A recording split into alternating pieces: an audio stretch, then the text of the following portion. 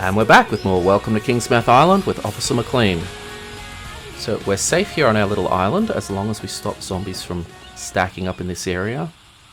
Our priority remains to break into the local school because they have quite an extensive library. And we'd really like herbalism so we can eat some of the mushrooms and berries we find. And we'd really like the carpentry books so we can get some stairs and build up to our roof and plumb some water. Just check the street around us is clear.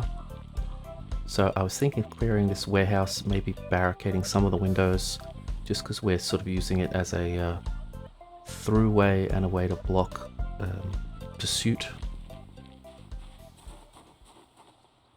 Okay, I see a zombie in there. It's always a little risky to just jump through a window like that. If you're not going to whisper or shout or anything. Going through doors also can be. We've had a couple of guys standing there guarding those doors, as we see by the dead. Okay, 2 zombies over there, but you'll notice these pillars in the room, they block line of sight really well. So you can think you've got good line of sight, but there could actually be a couple other things in the room.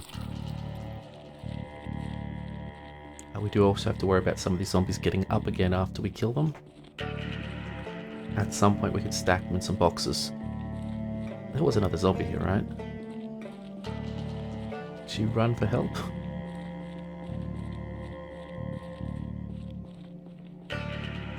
Is she gonna be right beside that door?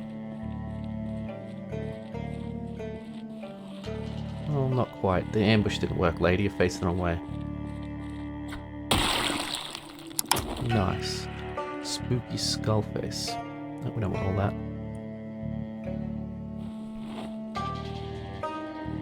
So yeah, even barricading some of those windows on the street would be nice, just to... I mean, curtains would also do it, really just to block the line of sight as we move through. Someone's found a window.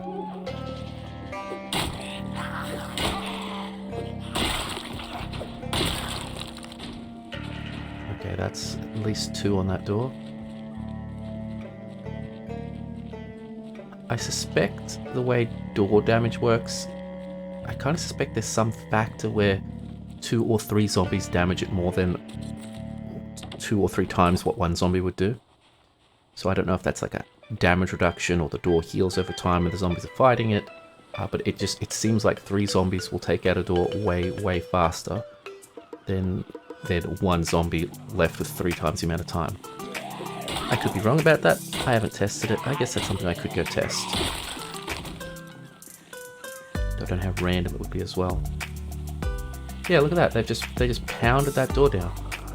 I mean, we've had single zombies bashing at garage doors for literal hours, and we sat there too scared to go in and fight them. Whereas since that was 4 or 5 zombies, it looks like they just snapped it almost, not instantly, but certainly within the space of 10 minutes. So not the space of 3 hours. Weird. Okay, so those houses there, we want to get in there and steal food and stuff and clear them, but they're pretty busy at the moment. And the forest behind them is also quite busy. Unfortunately, until we can block off that bridge, we keep getting guys moving into the neighborhood from the other island, or the other half of the island. Okay, you can go, buddy, if you want to be elsewhere. Yeah, so we said the plan was to clear these houses and make our way up to the library. I don't know. At some point we might just bite the bullet and try to sneak in. I'm a bit out of practice at sneaking. It's perhaps counterintuitive to people who haven't tried it. You don't sneak around sprinters, in my opinion. Like if we were sneaking past a group of 4 sprinters and they suddenly see us, well, you're in a lot of trouble. Much better to get their attention and pull them to a fence or something and fight them there. Whereas, yeah, I could just sneak past these 2 guys, and if they see me, oh well, no loss, I just move on. Whereas, yeah, if these are 2 sprinters and they saw me, and it's not just if they see me, if they see you when you don't think they see you, or you're counting on them not, that's a problem. I just find that a fight that you know is going to happen is so much easier. So I think we've got 2 rooms back here that I don't believe we've searched yet. Unless these are just empties. Oh, was that a... That's a dumbbell. That is legit the first dumbbell I have ever found in Project Zomboid. I think I spawned one in for a video at one point, but that is my first dumbbell. It's funny when people are talking about the rare items in Project Zomboid, like, I don't know, sledgehammers and car battery chargers and things like that. The dumbbell tends to be so rare it doesn't even end... Oh, you know, katanas, things like that. The dumbbell tends not to even end up on the list of rare items. It's so rare. Oh, a Santa hat. Sort of strange stuff. Oh, plaster. We do not require that at all. Fertilizer. Might come back for that. So at some point we'll need to do some carpentry, or we'll need to grind some carpentry, so we'll probably come back and smash these crates. For the moment we've just got to take one out so we can get in the corner. We could have picked it up, but again at our level of carpentry we'd probably break it. Oh, weapons. Nice. Okay, that hammer's crappy, but the shovel is perfectly functional. We just drop these. Yeah, we can use them later. We're not using a tennis racket as a weapon. Yeah, okay, so I'll try to remember that fertilizer is there. The plaster is the sort of thing that, you know, maybe 3 months in the run we'll want to make something pretty. But not now.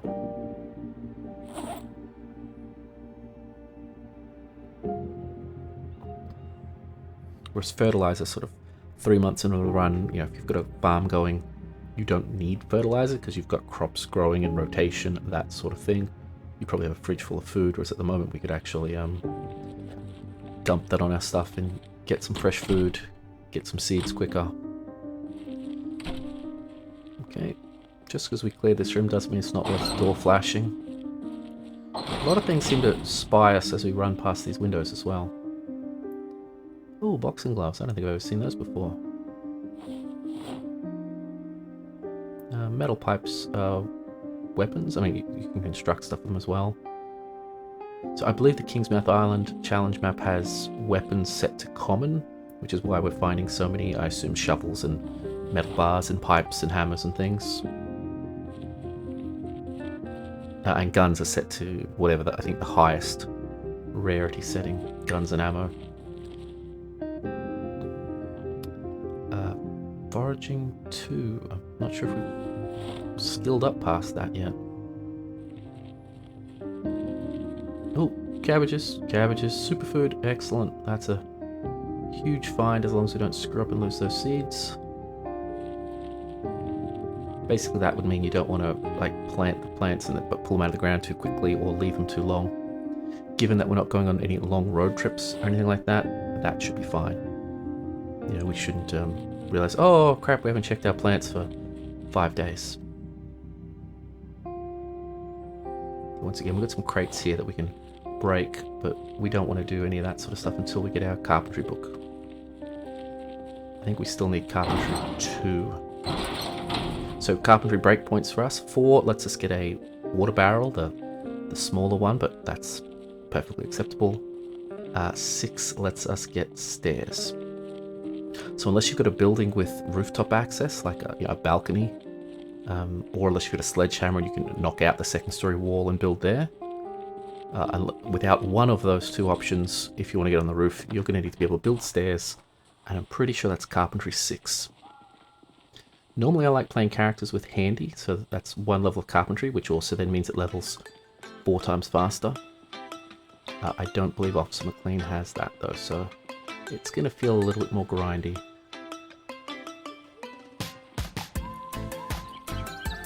If I check this car, tire pump will stuff that in the bag. No, it can't fit. Okay, well that'll get us close to our weight limit. So we are a Sunday driver, but that doesn't mean we won't take a vehicle if we can get it.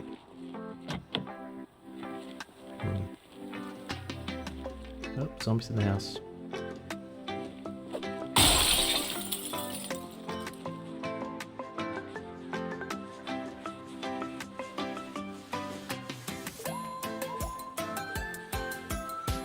Okay. I don't know where he walked. Maybe out the back door or upstairs. It looks like we did get hurt, but get heard? Yeah, we were heard by a zombie back there, so that's why I didn't even jump in the car. It almost certainly won't run, but we'll check it another time.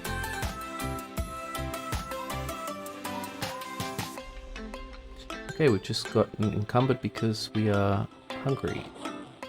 That's a thing that can happen. That's actually very dangerous if you have no sprinting, because as soon as you get to that 1 encumbrance level, if you have 0 ranks in sprinting, I think you reduce to a walk.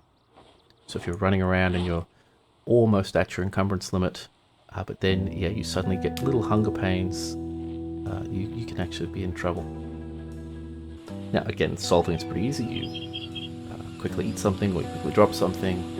But if you're in the middle of running from things, if you're panicking, if you're inexperienced, decent way to die. Okay, we're just going to make sure none of these guys get up behind us. So if there were 5 or 6 things pressing at this barricade, they don't destroy it unless one's a crawler. But obviously we then can't really jump over and fight them. We've got a couple of bullets to clear a few things off. That is all. Other than that, our only strategy would be like go inside, go to sleep, and hope they scatter a bit, but they probably wouldn't go too far. Close it behind us. And let's find something to chew on. We don't actually have a lot of food. If we rationed it, maybe we'd have I don't know, 3 weeks. Maybe a month, like non-starving, but our weight would begin to drop. So the funny thing about this dumbbell is that Officer McLean has 9 strength, so we're probably never even going to use that. Yeah, it's if we do, it would be again months into the run if we're still playing at that point. If he's not dead, we haven't decided to tie everything up in a neat little bow.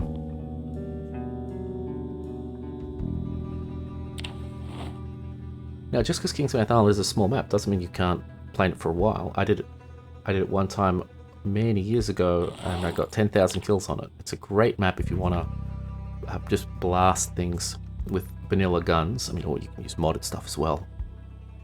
But if you want a playground for vanilla guns, yeah, it's pretty good.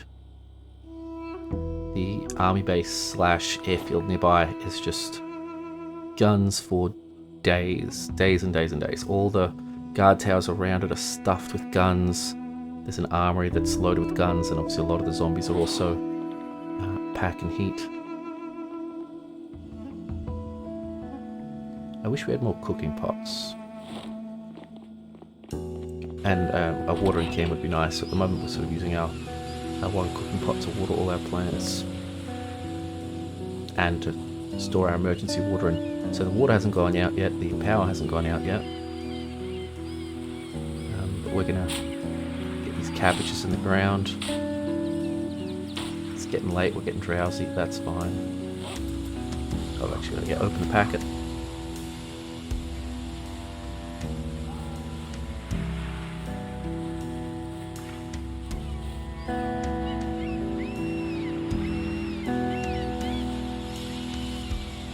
Guess you gotta keep refilling this thing, whereas with a watering can I believe you get 2 full